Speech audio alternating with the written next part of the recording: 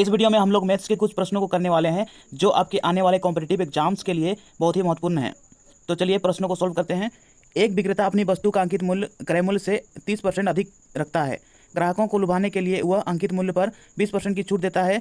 छूट देने के बाद विक्रेता का लाभ प्रतिशत ज्ञात कीजिए।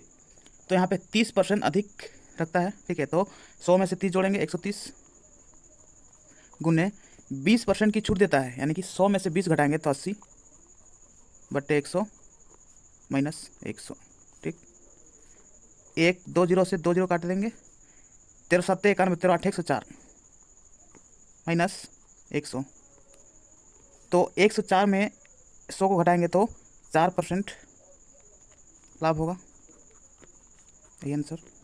अगला प्रश्न में आते हैं। 5 वर्ष पूर्व एक पति पत्नी और उनके पुत्र की औसत आयु 28 वर्ष थी। 7 वर्ष पूर्व पत्नी और पुत्र की औसत आयु 18 वर्ष थी। पति की वर्तमान आयु निकालें। तो यहाँ पे 5 वर्ष पूर्व पति पत्नी और उनके पुत्र की औसत आयु 28 वर्ष थी। तो 5 वर्ष पूर्व यानी कि पहले, ठीक है। उसके बाद वर्तमान आयु। तो आयु संबंधी प्रश्नों में खास करके वर्तमान आयु को देखकर ही प्रश्नों को सॉल्व किया जाता है, ठीक है। तो 5 वर्ष पूर्व पति प्लस पत्नी प्लस पुत्र की औसत आयु 28 वर्ष थी, ठीक है। 28 वर्ष 5 वर्ष पहले, लेकिन जब 5 वर्ष बाद आते हैं तो वर्तमान पे पहुंच जाते हैं, ठीक है। तो 28 प्लस 5, ठीक। तो अगर तीनों का वर्तमान आयु का योग निकालना है तो यहाँ पे 3 से गुना करना पड़ता है, ठीक है। तो यहाँ पे हो जाएगा 28 और 5 33 गुने 3 बराबर 3 तिया 9, 3 तिया 9 यानी कि 99 वर्ष, ठीक है। लेकिन 7 वर्ष पूर्व पत्नी और पुत्र की औसत आयु 18 वर्ष थी। तो अब 7 वर्ष पूर्व पत्नी प्लस पुत्र की जो औसत आयु थी वो 18 वर्ष थी, ठीक है। लेकिन जब वर्तमान में आते हैं तो 18 प्लस 7, ठीक है। कितने जन? 2 जन गुने 2, तो कुल आयु निकलेगा अभी 18 और 7 होता है 25 गुने 2 बराबर 25 दूना 50 वर्ष, ठीक है। तो यहाँ पर पति पत्नी और पुत्र की जो वर्तमान आयु का योग है वो 99 वर्ष है और पत्नी और पुत्र की वर्तमान आयु का योग है 50 वर्ष। तो यहाँ पे पति की वर्तमान आयु निकालना है, ठीक है। तो पति बराबर पति पत्नी और पुत्र की वर्तमान आयु का योग है 99, माइनस करेंगे पत्नी और पुत्र की आयु को 50 वर्ष। तो 99 में से 50 माइनस करेंगे तो 9 बचेगा और इधर 9 में 5 घटाएंगे तो 4, तो 49 वर्ष ये पति की आयु होगा, यही आंसर।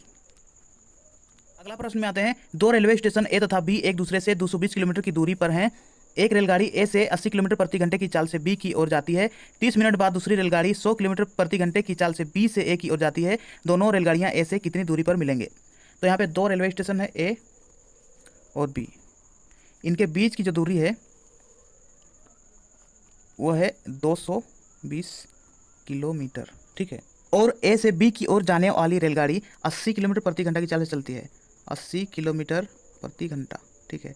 और उसके आधे घंटे बाद यानी कि 30 मिनट बाद दूसरी रेलगाड़ी 100 किलोमीटर प्रति घंटा की चाल से बी से ए की ओर जाती है, यानी कि 100 किलोमीटर प्रति घंटा की चाल से जाती है बी से ए की ओर, ठीक है। तो यहाँ पर ए से बी की ओर जाने वाली रेलगाड़ी आधा घंटा तक चला है पहले, ठीक है। यानी कि 30 मिनट चला है तो 1 घंटा में 80 किलोमीटर चलता है, तो आधा घंटा में 40 किलोमीटर यानी कि 40 किलोमीटर यहाँ तक, ठीक है। फिर आधा घंटा बाद दूसरी रेलगाड़ी 100 किलोमीटर प्रति घंटा की चाल से चलती है, मतलब 1 घंटा चलता है 100 किलोमीटर, यहाँ तक चलता है 100 किलोमीटर चलता है, ठीक है। और ए से बी की ओर जाने वाली रेलगाड़ी भी 80 किलोमीटर चलती है, 80 किलोमीटर यहाँ से लेकर यहाँ तक, ठीक है।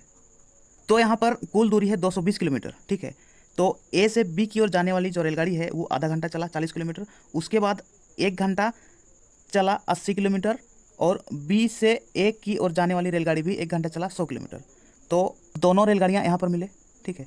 तो पूछा गया है कि दोनों रेलगाड़ियाँ ए से कितनी दूरी पर मिलेंगे, तो ए से कितनी दूरी पर यहाँ पे मिल रहे हैं, ठीक है। तो 40 किलोमीटर और 80 किलोमीटर, तो 120 किलोमीटर की दूरी पर मिलेंगे, यही आंसर होगा।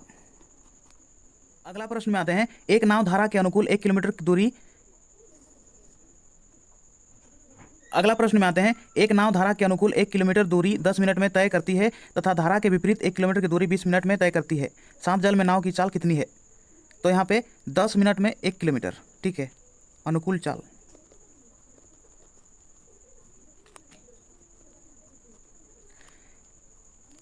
दस मिनट में 1 किलोमीटर यानी कि 10 मिनट में 1 किलोमीटर, ठीक है।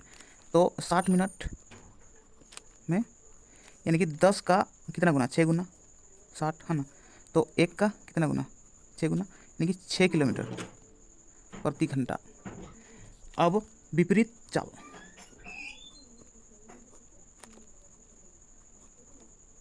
तो यहाँ पे 20 मिनट में 1 किलोमीटर चलती है, ठीक है। तो 20 मिनट में 1 किलोमीटर, ठीक है। तो 60 मिनट में, 60 मिनट में यानी कि 1 घंटा, ठीक है। तो कितना गुना, 20 का 3 गुना, तो 1 का 3 गुना करेंगे तो 3 किलोमीटर प्रति घंटा। तो यहाँ पर अनुकूल चाल हुआ 6 किलोमीटर प्रति घंटा और विपरीत चाल हुआ 3 किलोमीटर प्रति घंटा, ठीक। तो यहाँ पे शांत जल में नाव की चाल पूछा गया है, तो नाव की चाल बराबर अनुकूल चाल 6 किलोमीटर प्रति घंटा है प्लस विपरीत चाल 3 किलोमीटर प्रति घंटा बट्टे 2, तो 6 3 9 होगा बट्टे 2, 2 चौका 8, 1 बचा है, दशमलव लगाएंगे 10 होगा, 2 बचे 10 यानी कि 4.5 किलोमीटर प्रति घंटा, यही आंसर होगा। अगला प्रश्न में आते हैं, किसी धन पर 6 वर्ष का साधारण ब्याज मूलधन के 30% के बराबर होता है, कितने वर्ष में यह मूलधन के बराबर होगा? तो यहाँ पे 6 वर्ष में 30% के बराबर होता है, ठीक है। मूलधन होता है 100%, तो इसको काटते हैं 6 एका 6, 6 5 30 यानी कि 1 वर्ष 5% के बराबर है। तो 100% के लिए मतलब 5 20 से 100 होता है यानी कि 20 गुना, ठीक है। तो 1 का भी 20 गुना होगा यानी कि 20 का 20 वर्ष।